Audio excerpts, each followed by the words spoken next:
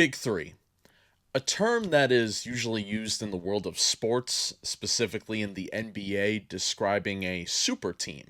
A team that has three big stars, mostly in their prime, about to dominate a season. You look at the LeBron James led Miami Heat. That big three had Dwayne Wade and Chris Bosh, three all stars ready to dominate. The OG modern big three was Ray Allen, Paul Pierce, and Kevin Garnett, three guys that came together to win a championship. So I saw this circulating around, the internet, the socials lately of what Marvel's big three was. And I saw some people clowning when people had the take of Hulk, Wolverine, and Spider Man. And folks, if you were actually surprised that that is some people's Marvel Big Three, it's time to get educated. Before the MCU, before the Avengers, those three characters were holding it down. Let's start with the Incredible Hulk. Now, I am 27 years old. I am I guess, 2000s kid.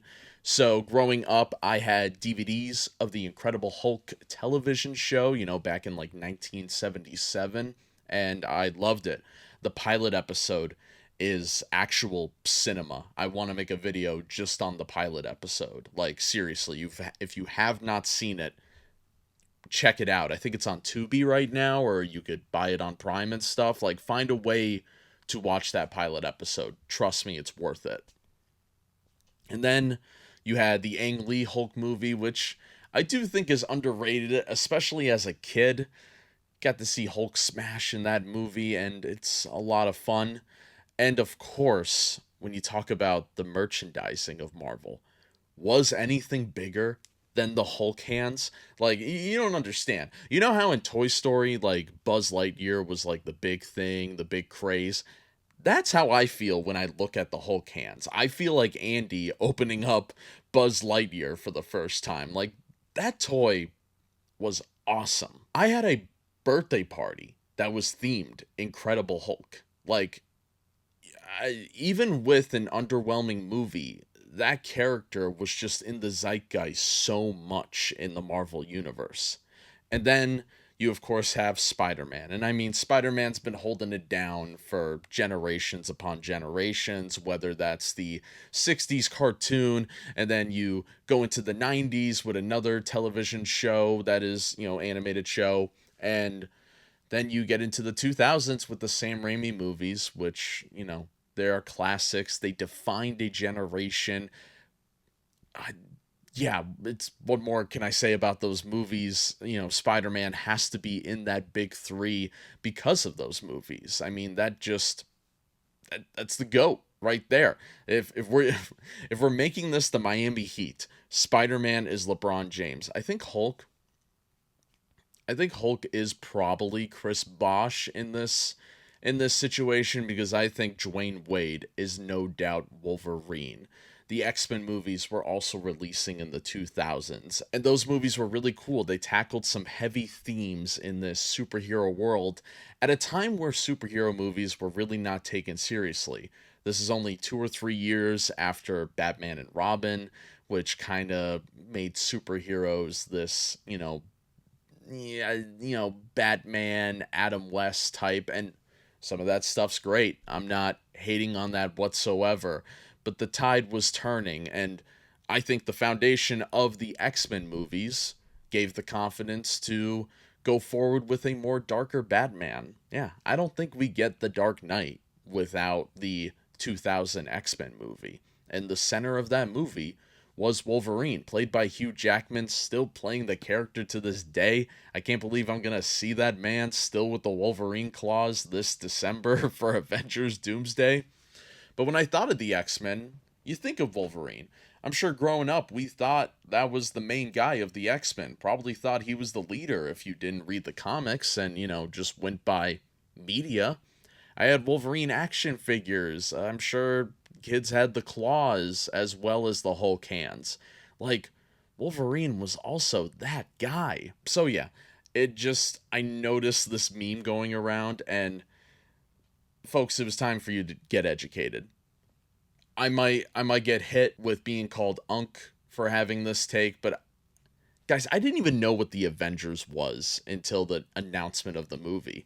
I didn't know Marvel had like a Justice League team up. You know, I grew up watching Justice League Unlimited like everyone else, and I knew DC had kind of more of the team up stuff.